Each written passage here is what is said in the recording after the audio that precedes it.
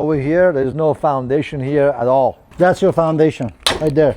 That's your foundation. That's your foundation. I'm so pissed. This client of mine, great people, they bought this house, and this house was already added on 2 wings. On this side, it was added on, and then behind you was added on. So they bought the house with this square footage. And then we discovered early on in our design process that this was not permitted. The original house, just here, that L over there. This was a sliding patio door to the outside, and this was a sliding patio door to the backyard. This was the outside of the house. This was the backyard. They built a patio cover over it and put some posts. And then later on, they're like, oh, you know what? This is cool. Let's take out this sliding door. Let's take out this sliding door. Let's pour some foundation, put some windows in here, put a washer and dryer. Brilliant thinking, except it wasn't done to code. And we were right, because they have cinder block walls. Over here, there's no foundation here at all. The old patio concrete actually goes under this concrete. Here's what they did. They put this cinder block and they add pour concrete over the existing patio concrete to level it with the house and call it a day. To all people that are buying homes that has been modified by the previous owner, please, please, please make sure you do your due diligence before you buy the house. Make sure what was added on, when was added on. Go to the city, see if there's any records of it. This is permitted or not permitted. People are not going to be honestly disclosing all that information.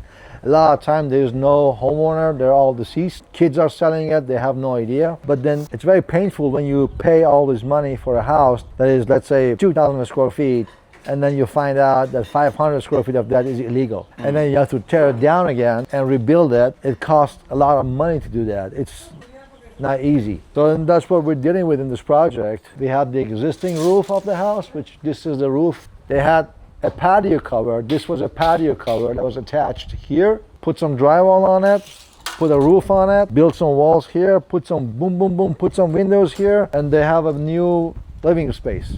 But it's illegal. Of course, when a contractor or a general or licensed design build firm comes in, we're not going to do it. We're not going to stay with it. We're going to tear it down and rebuild it to bring it up to code. So during the discovery process, we found a lot of stuff. Okay, obviously this is the big one. And the other thing is, like, this is the plate. So when you're doing the framing, you have a bottom plate that all your studs would sit on it, and they're above, right over the concrete slab. Look where this is. This is buried. It's screaming at you that I had some construction knowledge, but I don't know what I'm doing. And I'm just gonna put stuff together, and the end result is gonna be a room, but this room is not to code. There's no shear wall. Everything is wrong. If I was the owner, I would be heartbroken. As a matter of fact, I talked to my client here, and he told me that his wife came here and she saw all this shit all over the place, and she just started crying. Oh. Yeah, and I feel so bad, because yeah, I would feel the same if this was my house. Oh. But what I'm trying to convey to a lot of you guys out there, first-time home buyers, you guys are excited. There's an opportunity. There's a frenzy out there. A lot of people are bidding on the same house. Please take your time, do your due diligence, make sure you understand what you're getting yourself into. This costs hundreds of thousands of dollars to correct. The other thing that I found, I mean, not just one, a bunch of different places. Yeah, what are all these things Look dangling? at this. These are all junction boxes. Here, there's another one here.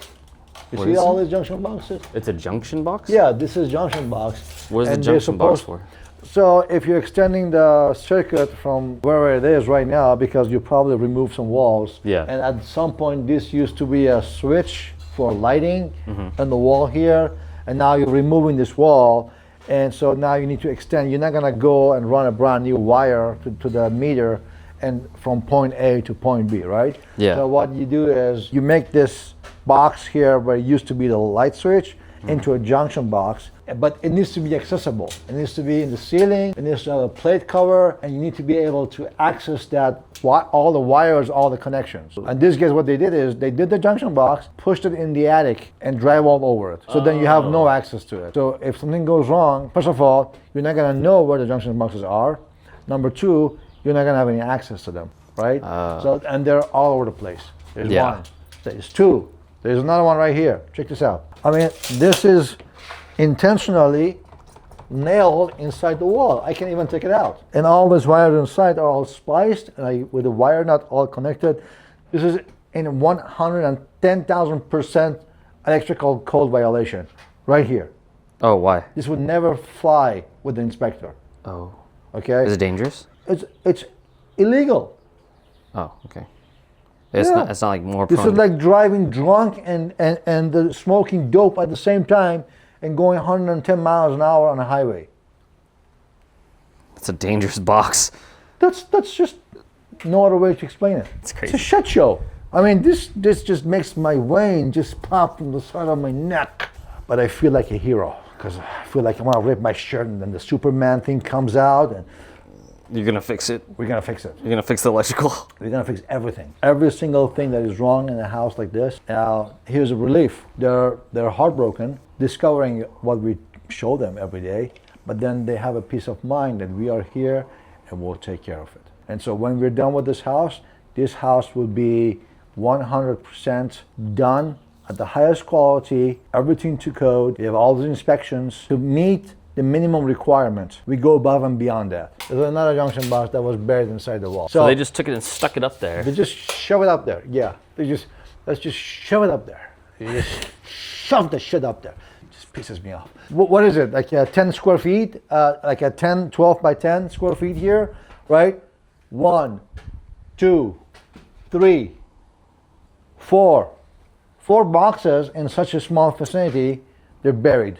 So the right way would be you would mount this box to the rafter, to the floor joist, and have this trim over the drywall. So at any given time, you would come and unscrew this, take out the plate, access your connection, and then put it back. Oh. That's the right way. That's the proper way of doing the junction box. So it doesn't even seem like it was that much more work to do it. They're just lazy. Yeah.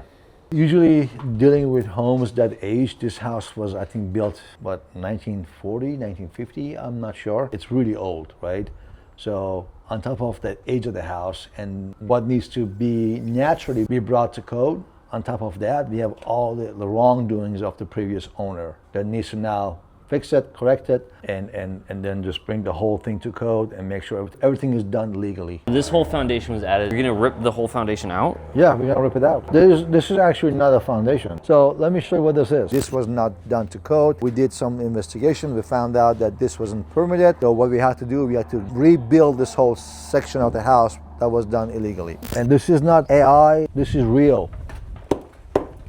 I'm touching it. You guys see these slabs? This is a concrete patio. I guarantee you, this goes all the way under this slab. What they did, they put some mortar bed down, cinder block to level the house with the existing height of the foundation, which is over there. And then they filled in with concrete over this. And that's how they did their foundation. If this starts to crack and break apart, does that lead to cracking in the rest of the foundation?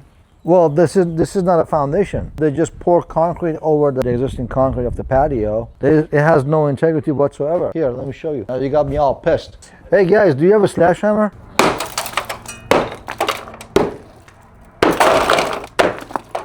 That's how strong the foundation is. I mean, not that they just did a shitty job, but just putting a hollow cinder block. They didn't have the integrity to at least grout it to make it solid. The roof, the wall, the window, everything was on top of this. Tell me, do I have the right to be mad or what?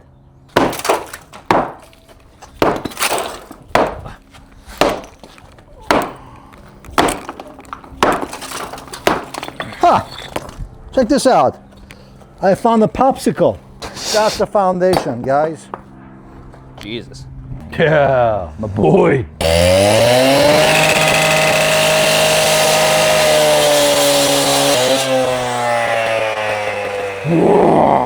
There's no rebar? No. Cut straight through Check it? this out. Check this out. You think you can break it with your foot? Good morning. This was your Oh, Hi. hi. This was your foundation. It has nothing. That's your foundation, right there. That's your foundation. That's your foundation. I'm so pissed. So I'm standing over the newly poured foundation, and if this was done right the first time, we didn't have to go and tear out everything and rebuild it. It would definitely save the customer tons of money. Now it's poured, it's legit, proper foundation. was inspected. We had the proper footing, rebar reinforcements. Again, it was inspected, and we have all our anchors and hold downs all inspected. Now we're at framing stage. We're gonna get the framing inspected, and then next is electrical and plumbing, and then we'll just keep going till this is done. You see here? There's no cinder block glued to the existing patio deck. This is a foundation that goes all the way down about 14 inches deep and 12 inches wide. Code is the minimum requirement that you need to meet to pass the inspection. We go above and beyond that. If you guess the number between 1 and 3, what I'm thinking about right now, and you guess the right number, they have to subscribe. Okay. Okay, go ahead, guess. 3. That's exactly the number I was thinking about. They have to subscribe now. Now you have no choice. Yeah, they have no choice. You have to subscribe now. No, really, the goal of this channel is really, we're gonna have fun with this. It's nothing crazy, nothing serious. I'm not trying to be an influencer, you know, but we just wanna show what's going on day to day, really raise awareness of what it takes to go through a construction project this size. Because a lot of people, they just wanna go do it themselves.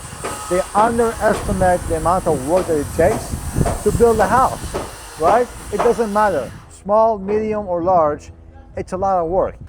Don't fall for some BS companies coming out and promising you stuff that do your due diligence. So anyway, just to sum it up, if you want to subscribe, subscribe. If you don't want to subscribe, subscribe. Anyways. Yeah, they have to because you guessed the right number. Yeah.